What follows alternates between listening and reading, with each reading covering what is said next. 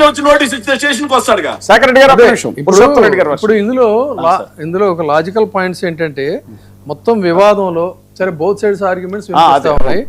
వింటున్నప్పుడు ఇక్కడ అసలు ఇందా నేను చెప్పినట్టు సీసీటీవీ దృశ్యాలు, ఇప్పుడు ఆల్రెడీ మనకు కొన్ని కనిపిస్తున్నటువంటి మొబైల్ వీడియోలు, కాల్ డేటా, గాయపడిన వారిని వైద్య పరీక్షలకు తీసుకెళ్లారా, ఇప్పుడు ఆ చేయి విరిగిపోయింది అన్నట్టుగా.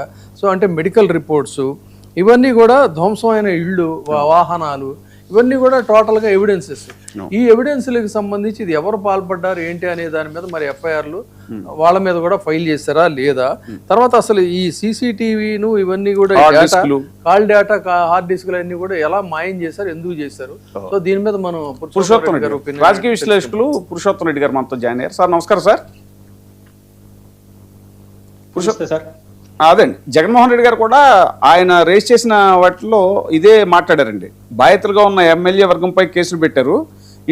ఎమ్మెల్యే ఇంట్లోని సీసీటీవీ, హార్డ్ డిస్క్ ని పోలీసులు స్వాధీనం చేసుకోవడం అనుమానాలకు తావిస్తోంది అనే. ఇప్పుడు ఎవరు అండర్ లో ఉన్నాయి అది కూడా అది. పురుషోత్తం రెడ్డి గారు సార్, అందరికీ నమస్కారం. నమస్కారం. బేసిక్ గా జగన్మోహన్ రెడ్డి గారు ఎక్స్ లో స్పందించిన దాన్ని కొంత సీరియస్ గా తీసుకోవాలి. వారు చెప్పింది ప్రధానంగా లా అండ్ ఆర్డర్ కానీ రూల్ ఆఫ్ లా కానీ పని చేయట్లేదు.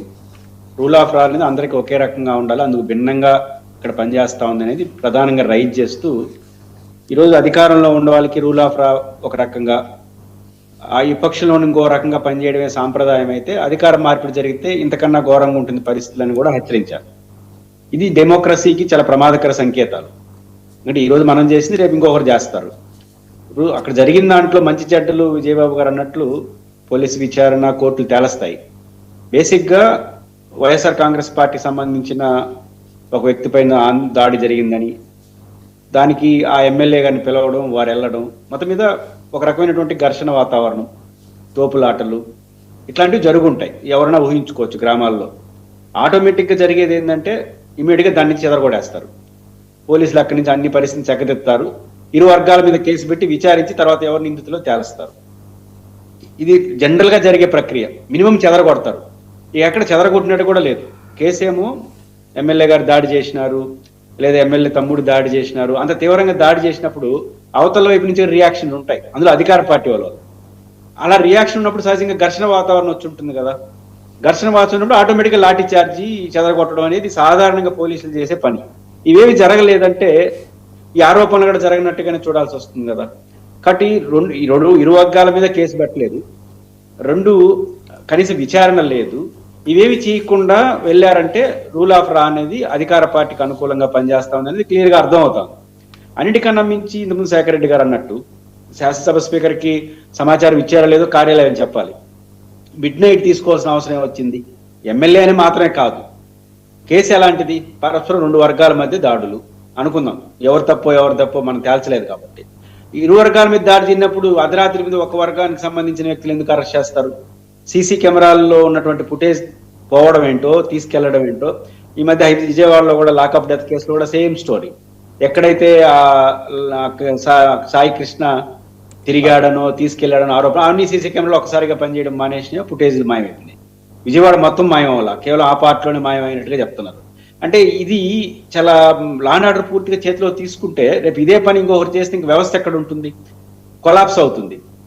ఇప్పుడు కనీసం ఆయన ఎమ్మెల్యే కాబట్టి, ఒక రాజకీయ పార్టీకి సంబంధించిన నాయకుడు కాబట్టి, రేపు అధికారంకి వచ్చే అవకాశం ఉన్న పార్టీకి ప్రతినిధి కాబట్టి ఈ చర్చ నడుస్తా ఉంది రాష్ట్రంలో.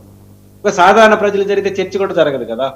కనీసం ఇట్లాంటి వాతావరణం కూడా రాదు. ఒక బలమైన ఈ రోజు వాళ్ళు అపోజిషన్ లో బలమైన పార్టీకి ప్రతినిధి అయిన ఎమ్మెల్యే కాబట్టి కనీసం వ్యవస్థలు స్పందిస్తున్నాయి. రేపేమవుతుంది తర్వాత. కానీ సాధారణ ప్రజలకు జరిగితే, లేదా అధికార పార్టీకి భిన్నంగా ఉండే వాళ్ళకి, సాధారణ వ్యక్తులు జరిగితే, ఇట్లా ప్రభుత్వం అధికార వ్యవస్థ అటాక్ చేస్తే తట్టుకునే పరిస్థితి ఎక్కడ ఉంటుంది? ఇట్లా తట్టుకోకుండా ఎక్కువ మంది మీద జరిగితే ఏమవుతుంది? రియాక్షన్స్ చాలా తీవ్రంగా ఉంటుంది. కాబట్టి వ్యవస్థలు కొలాప్స్ అవుతున్నాయి. లా అండ్ ఆర్డర్ అనేది చేతిని దాటిపోతా ఉంది. అధికార పార్టీ ఇంకోటి కూడా గుర్తించాలి. ఇప్పుడు మీరు సాంప్రదాయాన్ని తీసుకొస్తే రేపు అదే సాంప్రదాయం రేపు గెలిచిన వాళ్ళు తీసుకొస్తే నష్టపోయేది ఎవరు? హెడ్ క్వార్టర్లో ఉండేవాళ్ళు కాదు, ఈ గ్రామాల్లో ఉండేవాళ్ళు, ఈ నియోజకవర్గాల్లో ఉండేవాళ్ళు నష్టపోయేది. ఇప్పుడు జగన్మోహన్ రెడ్డి గారు, ఇప్పుడు ఆయనేమో లోకేష్ గారు నేనే రెడ్ బుక్ రాసుకున్నానని చెప్పాడు. ఇప్పుడు జగన్మోహన్ రెడ్డి గారికి నాకు ఆ ఓపిక లేదు కానీ మీరే రాసుకోండి అంటున్నాడు గ్రీన్ బుక్. ఎవరు పట్టుకోవాలి రాసుకొని వీళ్ళు గ్రీన్ బుక్ లో రాసుకొని పేర్లని రాసుకొని ఎవరు పట్టుకోడు కొట్టడం మొదలెడితే రేపు అధికారంకి వచ్చిన తర్వాత ఎవరు మిగిలేదు మళ్ళీ. కాబట్టి ఇది చాలా పొరపాటు ధోరణి. జగన్ గారు చివరిలో హెచ్చరించింది జరుగుతుంది, ఇది మంచిది కాదు. కాబట్టి రూల్ ఆఫ్ లా అనేది అందరికి ఒక రకంగా ఉండదు. కనీసం అధికార పార్టీ కొంత ఎక్కువ ఉంటే అర్థం చేసుకుంటాం. అసలు ఏమీ లేకుండా వన్ సైడ్ గా ఉంటే అది చాలా ప్రమాదకర పోకడలు. ఇది డెమోక్రసీకి చాలా నష్టం. అధికార పార్టీ గుర్తించాల్సింది ఇది ఎల్లకాలం జరగదు. రేపు అధికారంలోకి వస్తే జగన్ అని కాదు, ఇప్పుడు కూడా కొంత ఎక్కువ అయిందంటే ప్రజలు తిరగబడతారు. రెండోది అటెంప్ట్ మర్డర్ కేసు పెట్టడం ఏంటి? అంటే నేను అనుకుంటుంది సింపుల్ లాజిక్. విజయబాబు గారు లాయర్ కాబట్టి తెలుసు. బస్ 4 రోజులు పెట్టడం కోసం పెట్టారని అనుకుంటున్నాను నేను. అంటే లోపల పెట్టాలంటే ఇంకా ఈ సెక్షన్లు ఒప్పుకో కాబట్టి ఎస్సీ ఎస్టీ అట్రాసిటీ కేసు, మేము కూడా విద్యార్థి నాయకుడు ఉన్నప్పుడు అరెస్ట్ చేసినప్పుడు అటెంప్ట్ మర్డర్ కేసు మమ్మల్ని ఒక జడ్జి అడిగాడు, 307 అంటే తెలుసా మీకు అన్నాడు. ఏం తెలుసు, మేము ధర్నాలు చేయడం చెప్పండి, మాకేం తెలియదు సార్ అన్నాం. పెట్టిన వాళ్ళు మీకన్నా తెలుసా అన్నాడు పోలీసుల్ని. వాళ్ళు తెల్లమొహం ఏం చూస్తున్నారు. పోలీసులు మీరు తుపాకులు పెట్టుకున్నారు, వాళ్ళు వచ్చి మిమ్మల్ని చంపడం ఏందయ్యా, మీరు చెప్పడం మేము వినడం మాకే అవమానం ఉంది ఆ జడ్జి అన్నాడు ఎక్కడ ఆ ప్లేస్ నుంచి. అంటే ఎందుకు పెట్టారంటే వీళ్ళు రోజు ఆందోళన చేస్తుంటారు, అసలు ఒక 4 రోజులు లోపల వేస్తే తప్ప దారికి వచ్చేట్టుగా లేదు అని మమ్మల్ని ఉద్దేశించి బయట చెప్పారు. నాకు ఇదే కనిపిస్తుంది, అంతకుమించి కారణం ఏం కనపట్ల. అటెంప్ట్ మర్డర్ అధికార పార్టీ వాళ్ళని పోయి ప్రతిపక్ష ఎమ్మెల్యే పోయి ఇంటికి పోయి అటెంప్ట్ మర్డర్ చేయడం ఏంటి, కేసు పెట్టడం కేవలం 4 రోజులు పెట్టడం కోసం పెట్టినట్టుగా నాకు అనిపిస్తుంది.